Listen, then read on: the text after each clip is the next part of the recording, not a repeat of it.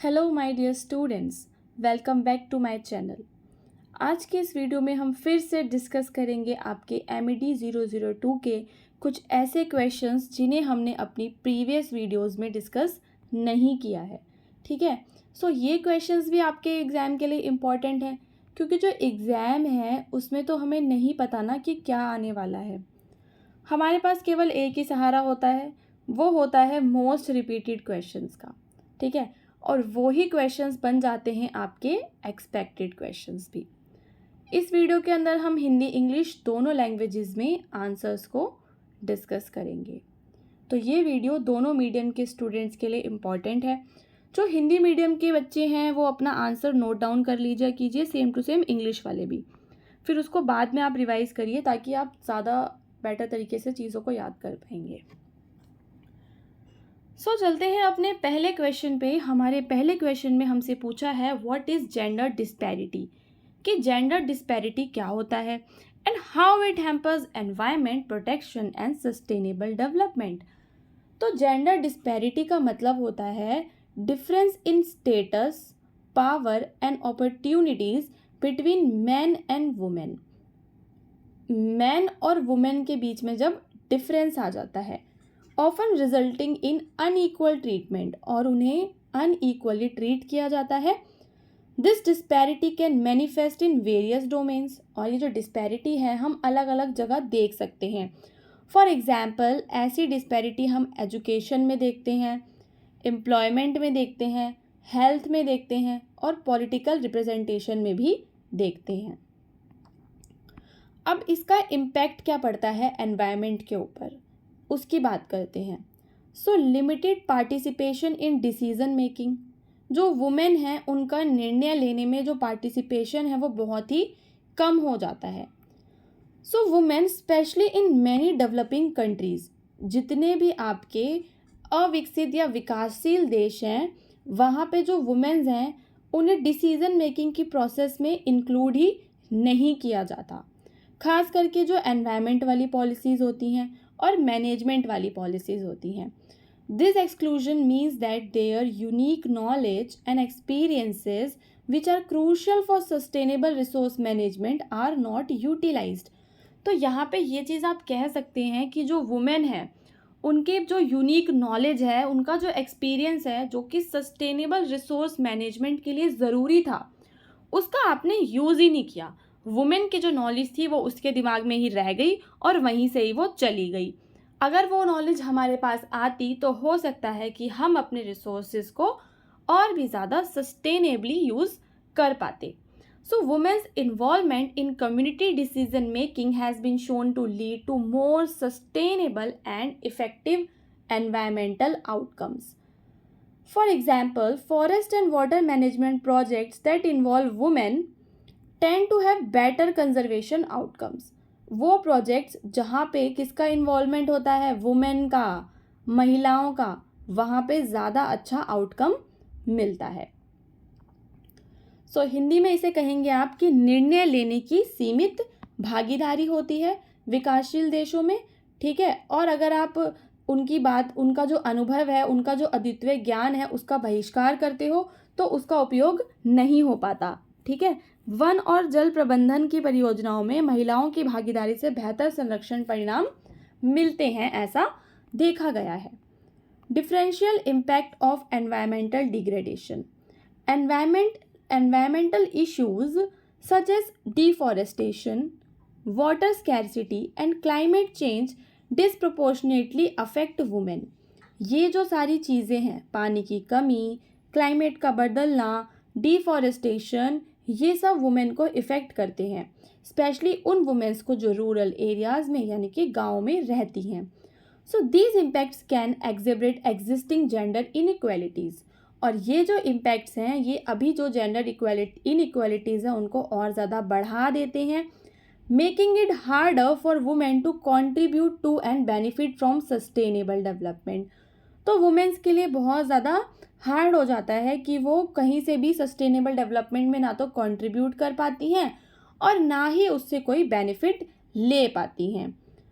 For example, as primary caregivers and provider of food and water, women bear the brunt of environmental degradation. जो women हैं उन्हें ही environmental degradation का जो burden है वो सहना पड़ता है, which can increase their workload and reduce their time for education and income generating activities. So पर्यावरणीय गिरावट का जो विषम प्रभाव पड़ता है महिलाओं के ऊपर ही सबसे ज़्यादा पड़ता है, और जो महिलाएं हैं वो सतत विकास में योगदान इसलिए नहीं दे पाती. उसके बाद अगला जो क्वेश्चन है उसमें आपसे पूछा गया है कि जो रोल है किसका, सिविल सोसाइटी का. सिविल सोसाइटी का क्या रोल है सस्टेनेबल डेवलपमेंट के अंदर. सो सिविल सोसाइटी जो है वो एक क्रिटिकल रोल प्ले करती है in promoting and achieving sustainable development. Civil society में आते हैं आपके नॉन गवर्नमेंट ऑर्गेनाइजेशंस यानी कि आपके NGOs, okay, community groups, trade unions और academic institution, faith based organization and other grassroot entities. ये सारी जो चीज़ें हैं ये किस में आती हैं, आपकी नागरिक समाज में आती हैं. यानी कि नागरिक समाज सतत विकास को बढ़ावा देने और उसे प्राप्त करने में महत्वपूर्ण भूमिका निभाता है. नागरिक समाज में गैर सरकारी संगठन, सामुदायिक समूह, ट्रेड यूनियन, शैक्षणिक संस्थान, धार्मिक संगठन और अन्य ज़मीनी स्तर की इकाइयाँ शामिल होती हैं. Their contribution are vital. उनका जो कॉन्ट्रीब्यूशन है वो बहुत ही ज़्यादा इम्पॉर्टेंट है इन ensuring that development efforts are inclusive, participatory and effective. तो अब हम देखेंगे कि जो सिविल सोसाइटी है वो कैसे सस्टेनेबल डेवलपमेंट में एक रोल प्ले करती है. सबसे पहले जो सिविल सोसाइटी है वो अवेयरनेस फैलाने का काम करती हैं. ठीक है, लोगों को जागरूक बनाने का काम करती हैं. Civil society organisations educate the public and raise awareness about sustainable development issues. जैसे कि वो लोगों को बताती हैं कि क्लाइमेट चेंज, बायोडाइवर्सिटी लॉस और सोशल इनइक्वालिटी के कारण क्या क्या नुकसान हमें झेलने पड़ रहे हैं. ठीक है, दूसरी चीज़ वो पॉलिसी चेंज में, जो सिविल सोसाइटीज़ हैं वो पॉलिसी चेंजेस में लोकल, नेशनल और इंटरनेशनल लेवल पे जाकर अपनी आवाज़ उठाती हैं. ठीक है, जागरूकता को बढ़ाती हैं और नीति परिवर्तन के लिए वो वकालत करती हैं. उसके बाद गवर्नमेंट के ऊपर एक तरह का मॉनिटर का काम करती हैं, वो वॉच डॉग का. ठीक है, वो देखती हैं कि जो गवर्नमेंट के एक्शंस हैं कि क्या वो सस्टेनेबल डेवलपमेंट गोल्स के अकॉर्डिंग हैं या नहीं हैं.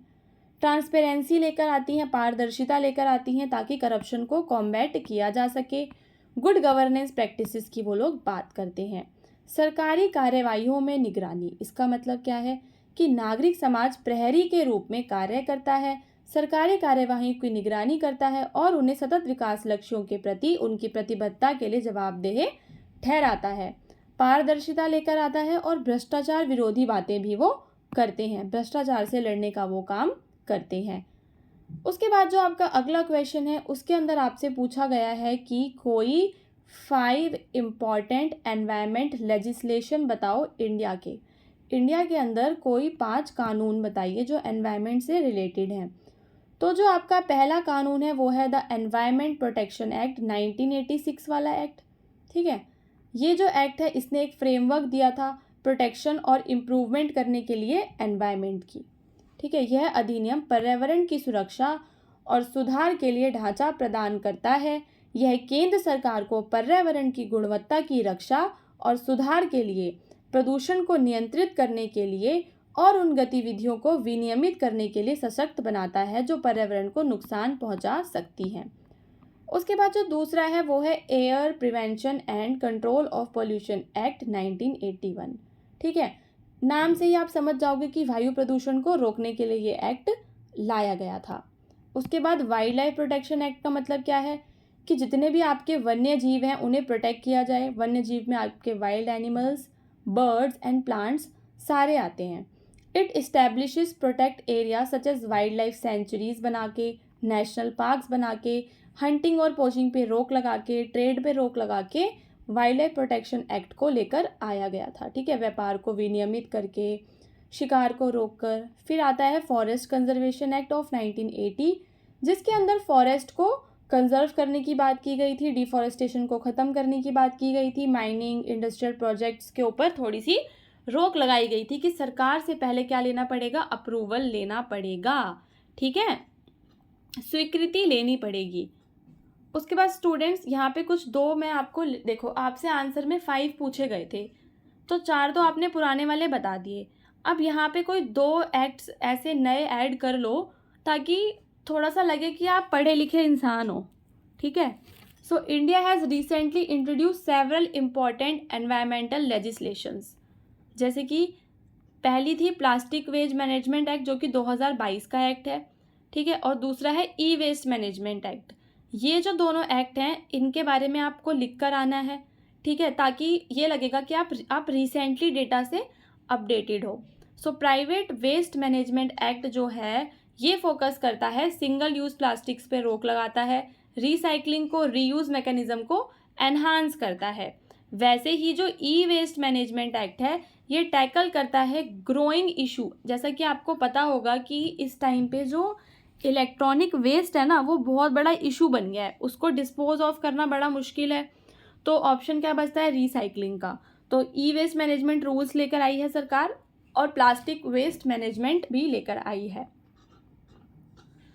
अगले क्वेश्चन में हम बात करेंगे 5M के बारे में जो कि प्रोडक्शनल टेक्नोलॉजी के हैं। सो प्रोडक्शन टेक्नोलॉजी के जो 5 एम हैं वो होते हैं उसके 5 की फैक्टर्स जो कि प्रोडक्शन की प्रोसेस को क्या करते हैं, इन्फ्लुएंस करते हैं, प्रोडक्शन की प्रोसेस पे क्या करते हैं, एक ना एक इम्पैक्ट डालते हैं।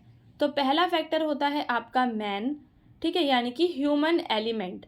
जो आपका मैन है, आपकी जो वर्क फोर्स है वो कैसी होनी चाहिए, स्किल्ड होनी चाहिए, प्रोडक्टिविटी वाली होनी चाहिए, इफ़ेक्टिव ट्रेनिंग उसको मिली होनी चाहिए, ठीक है। उसके बाद आपकी मशीन्स आ जाता है इसमें आपका दूसरा, सारी की सारी जो मशीन्स हैं वो टेक्नोलॉजी वाली होनी चाहिए, ठीक है, कैपेबिलिटी उनकी अच्छी होनी चाहिए, एडवांस मशीनरी होनी चाहिए ताकि प्रोडक्शन की जो परफॉर्मेंस है वो इम्प्रूव हो सके, ठीक है। उन्नत मशीनरी से, निवेश से उत्पादन प्रदर्शन में सुधार हो सकता है। फिर आपके material, this factor covers the, इसमें क्या क्या आता है आपका, इसमें आता है आपका रॉ मटीरियल्स, ठीक है। रॉ मटीरियल्स की जो क्वालिटी है, उनकी जो कॉस्ट है, उस सब के ऊपर यहाँ पे बात की गई है। Effective supply chain management ensures the timely availability of high quality materials.